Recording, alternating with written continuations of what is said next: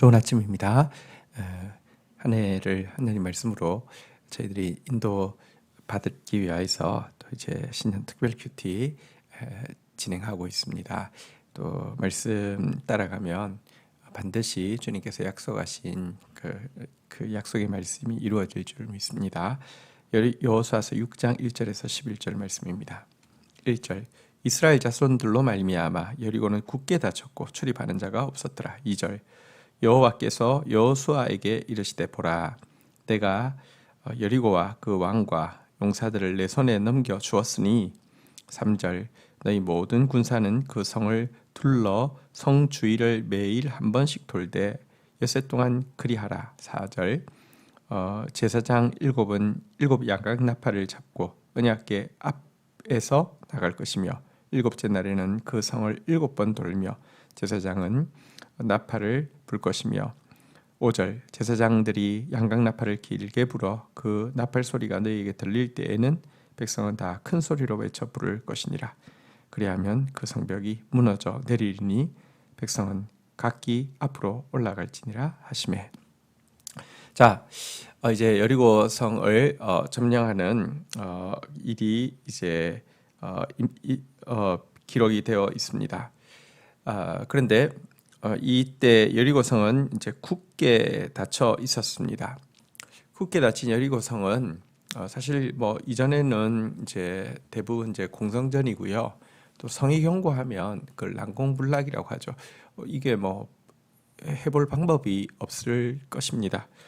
이스라엘은 사실 또 특별한 변변한 공성 무기 같은 게 준비되어 있는 것도 아니고요. 자, 그렇지만 하나님 여호와께서 여호수아에게 이르시되 보라 내가 여리고와 그 왕과 용사들을 내 손에 넘겨주었으니라고 주님은 이미 그거 너에게 넘겨주었다라고 말씀하셨습니다.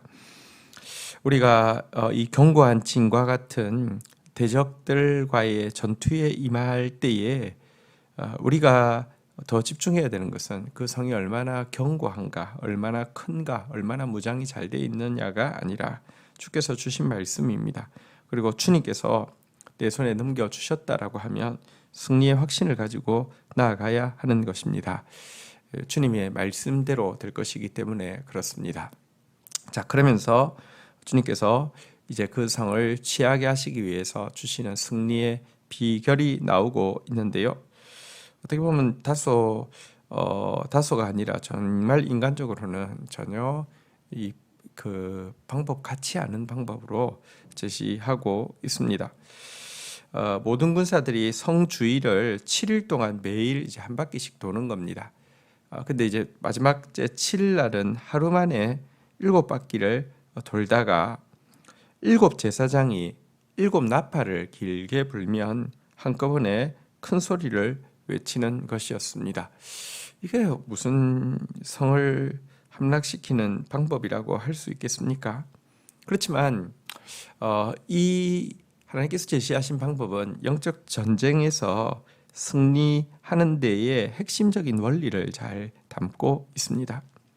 지금 여리고성을 이렇게 그 7일 동안 매일 이렇게 그 돌고 마지막 날 또 7바퀴 돌고 그리고 7제사장이 7나팔을 불 때 큰 소리를 치라는 것은요, 우선은 인간적으로 보면 미련해 보이고요, 거리껴 보이는 것 같은데 이것이 하나님의 능력과 지혜임을 보여주는 것입니다.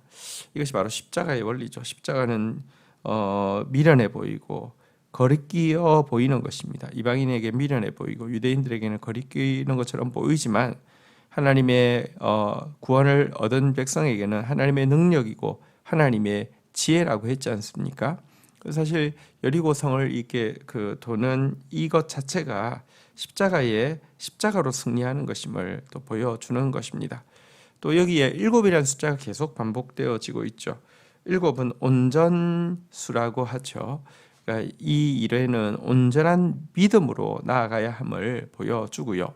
또 특별히 7제사장의 7나팔을 분다고 했는데 이 나팔을 분다는 것은 하나님의 기억을 불러일으키는, 달리 말하면 하나님께 당신께서 하신 말씀을 기억해 달라고 간구하는 기도를 상징합니다. 민수기 10장 9절에 보면 또 너희 땅에서 너희가 자기를 압박하는 대적을 치러 나아갈 때 나팔을 크게 불지니 그리하면 너희 하나님 여호와가 너희를 기억하고 너희를 너희 대적에게서 구원하시리라 그랬는데, 이 나팔은 하나님으로 하여금 그분의 약속을 기억하도록 간구하는 기도를 상징합니다. 온전한 믿음과 간절한 기도로 영적 전쟁의 십자가의 방법으로 나아가야 한다는 것을 보여주는 내용입니다. 6절부터 보겠습니다. 눈의 아들 여호수아가 제사장들을 불러 그들에게 이르되 너희는 언약궤를 메고 제사장 7은 각 나팔 7을 잡고 여호와의 궤 앞에서 나아가라 하고, 7절 또 백성에게 이르되 나아가서 그 성을 돌되 무장한 자들이 여호와의 궤 앞에 나아갈지니라 하니라. 8절 여호수아가 백성에게 이르기를 마침에 제사장 7은 양각 7 나팔을 잡고 여호와의 앞에 나아가며 나팔을 불고 그 언약궤는 그 뒤를 따르며, 9절 그 무장한 자들은 나팔 부는 제사장들 앞에서 행진하며 후군은 궤를 따르며 이 제사장들은 나팔을 불며 행진하더라. 자, 이제 이 행진이 명령이 되자 대오를 갖추고 있는 장면에 대한 설명입니다. 내용을 잘 보시면 언약궤가 중심에 있고요. 언약궤 앞에 7 제사장이 나팔을 붙잡고 앞에 서게 됩니다.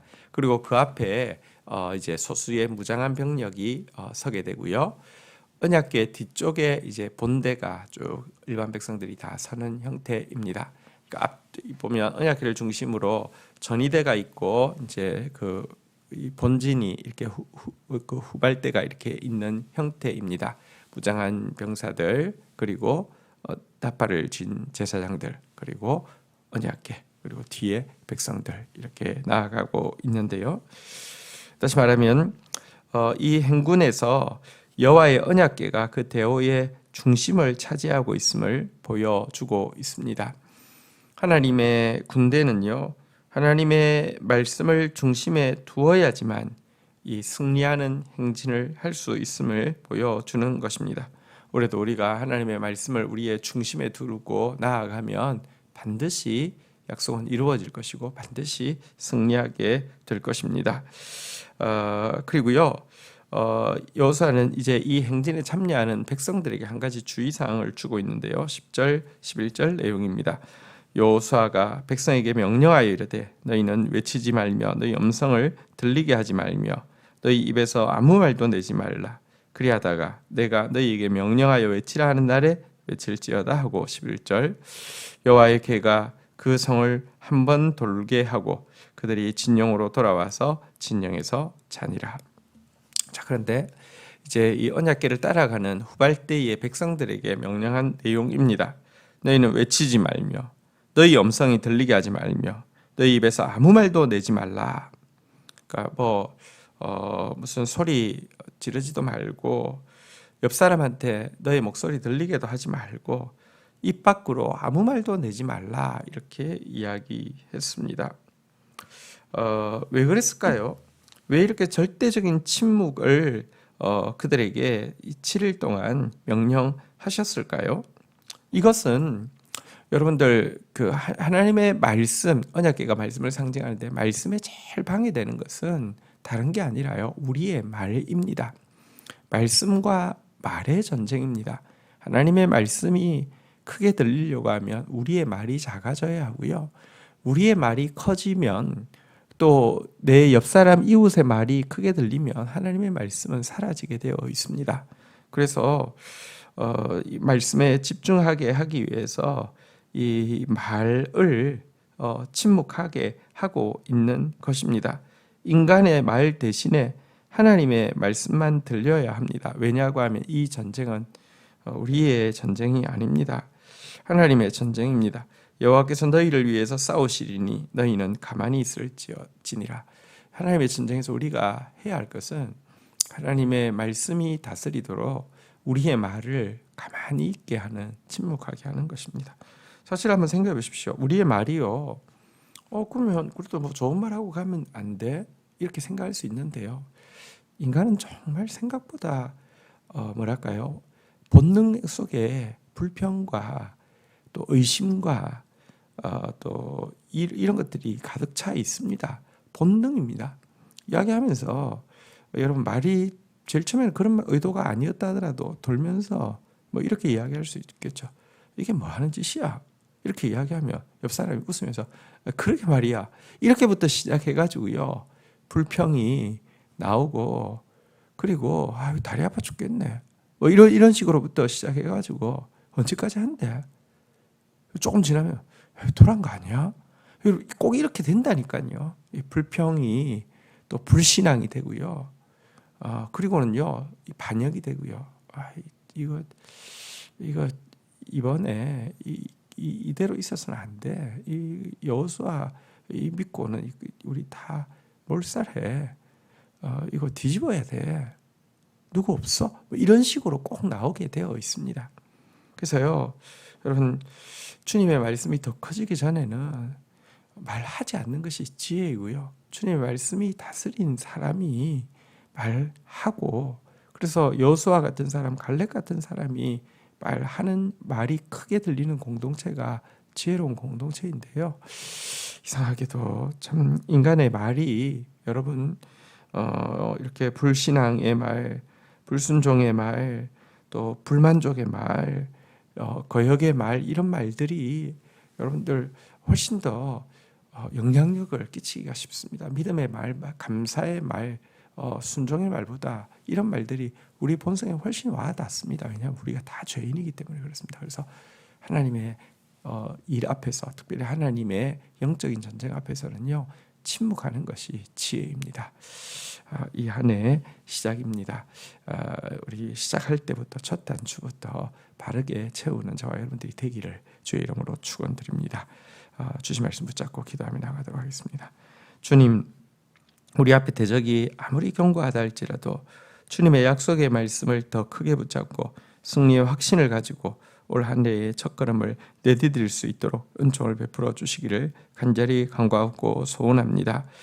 온전한 믿음으로 나아가는 자 되어지게 하여 주시며, 간절한 기도로 나아가는 자 되어지게 하여 주시며, 십자가를 앞세우고 나아가는 자, 사람의 눈에 미련해 보이고 거리끼려 보인다 할지라도 주님의 말씀대로 순종하며 주님의 말씀을 중심에 세우고 나아가는 자 되어지게 하여 주시옵소서.